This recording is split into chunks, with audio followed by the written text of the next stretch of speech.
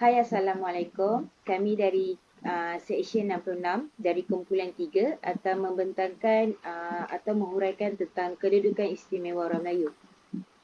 Next. Ini ialah ahli kumpulan kami. Yang pertama sekali, saya sendiri, Nur Atika Damia binti Ami Abdul Salim. Ada Iskandar bin Zaidi, Siti Nawahidah binti Saharin dan juga Haris Harifin bin Hasnul. Okay, next. Pengenalan. Perlembagaan merujuk kepada undang-undang dalam sesebuah negara yang telah diluluskan oleh Parlimen atau badan perundangan yang tertinggi di dalam sesebuah negara. Perlembagaan merupakan undang-undang utama yang berkuasa menentukan organisasi kerajaan, pembahagian kuasa antara badan-badan pemerintah dan prinsip untuk melaksanakan kuasa-kuasa yang diberikan. Perlembagaan adalah undang-undang dasar yang menentukan corak dan kuasa sesebuah kerajaan. Ia merupakan peraturan yang menentukan bagaimana sesebuah negara ditadbir. Ia juga menentukan pembahagian kuasa antara bidang pemerintahan dan pelaksanaannya.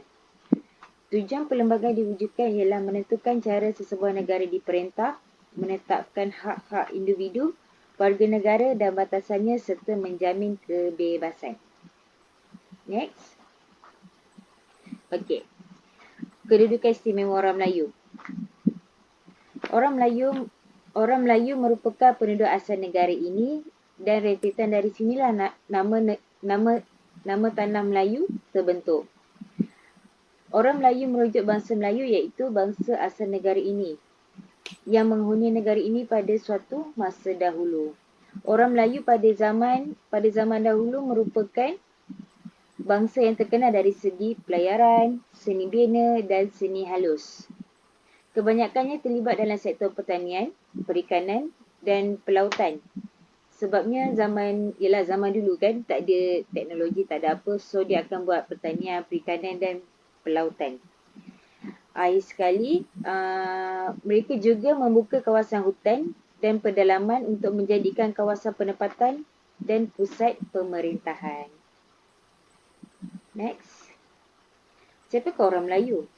Okey, orang Melayu ni kalau nak ikutkan perkara 1602, iaitu seseorang yang beragama Islam semestinya bertutur bahasa Melayu, mengamalkan adat istiadat Melayu dan akhir sekali mestilah lahir sebelum hari merdeka sama ada di Persekutuan atau di Singapura atau pada hari merdeka dia bermastautin di Persekutuan atau di Singapura. Itu saja dari saya. Saya akan paskan kepada Adam Iskandar. Hari ini saya nak terangkan pasal perkara 153 Perlembagaan Persekutuan.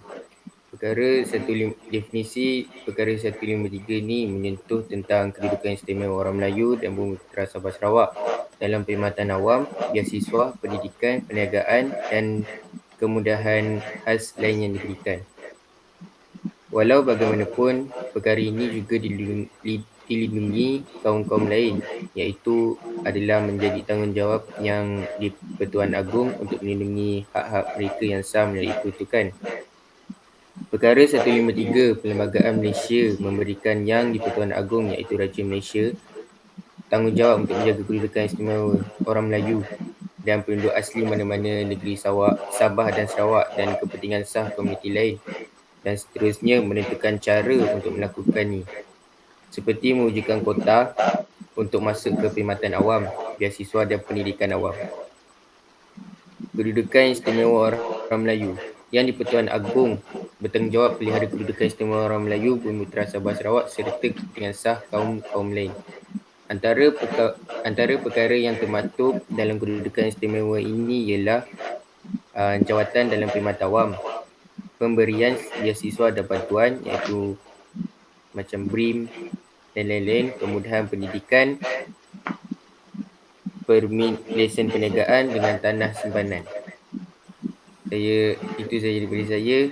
Saya pas kepada Wahidah. Saya akan terangkan tentang justifikasi menyebabkan orang Melayu dan Bumi Putera diberi kedudukan istimewa. Kebanyakan jawatan-jawatan rendah dalam pentadbiran dipegang oleh orang India dan Sri Lanka yang boleh bercakap dalam bahasa Inggeris.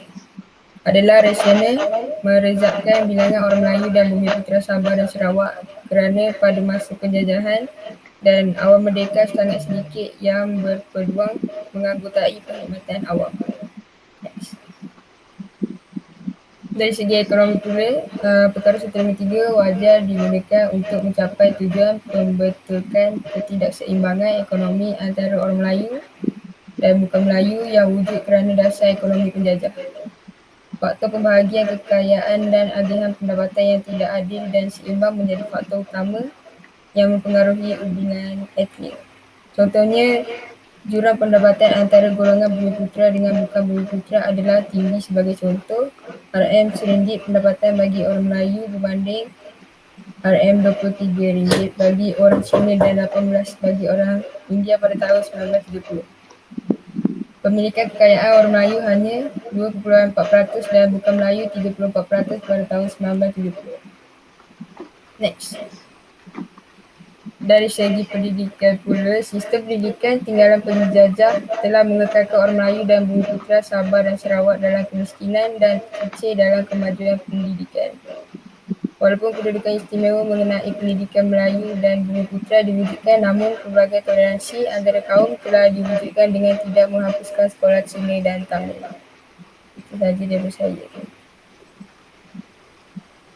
Assalamualaikum, nama saya Haris Arifin dan hari ini saya akan membentangkan tentang bagaimana hak istimewa Melayu boleh tergugat. Jadi, bagaimana hak istimewa Melayu boleh tergugat? Yang pertama, slogan Malaysian Malaysia dilihat sebagai satu percubaan untuk mempersoal dan mengurangkan kedudukan mereka yang akhirnya membawa kepada pemisahan Singapura dari Malaysia pada tahun 1965. Yang kedua, proses kerakyatan melalui prinsip jus soli menguntungkan orang dagang atau imigran. Yang ketiga, syarat bahasa Melayu sebagai bahasa kebangsaan dan kedudukan orang Melayu masih dicabar dan digugat sedangkan perkara itu telah dipersetujui bukan Melayu dan diterapkan dalam perlembagaan iaitu Undang-Undang Utama Malaysia. Yang keempat, sewaktu pilihan raya umum PRU pada tahun 1969 di mana kedudukan Raja-Raja Melayu, Islam, bahasa dan kedudukan istimewa orang Melayu dicabar oleh bukan Melayu sehingga tercetusnya pergaduhan kaum iaitu peristiwa 13 Mei. Yang kelima, Timbalan Pengerusi Majlis Perundingan Ekonomi Negara Kedua, MAPEN, kedua, meminta kerajaan menghapuskan hak istimewa Melayu di bawah dasar penyusunan semula masyarakat jika mahu melihat mereka maju dan mampu berdikari. Yang keenam, Jawatan Kuasa Rayuan Pilihan Raya Persatuan-Persatuan Cina Malaysia iaitu SUKUI menuntut agar unsur tradisi itu dilenyapkan. Dan yang terakhir, bekas pemimpin gerakan Tun Dr. Lim Kek Yai yang menggesa parti politik melupakan formula kontrak sosial antara kaum kerana didakwa membuatkan masyarakat Cina dan India berasa kecil hati. Next. Kesimpulannya, kita perlu mengambil iktibar dari pengorbanan yang telah ditunjukkan oleh generasi terdahulu dalam menghayati erti sedia berkorban. Toleransi dan rela berkongsi kuasa. Akhir sekali, kita juga perlu menghormati hak dan kepentingan setiap golongan etnik seperti mana yang termaktub dalam Perlembagaan Malaysia sangat perlu dihayati bersama agar dapat menghindarkan sebarang konflik yang wujud. Itu saja daripada kumpulan kami. Terima kasih.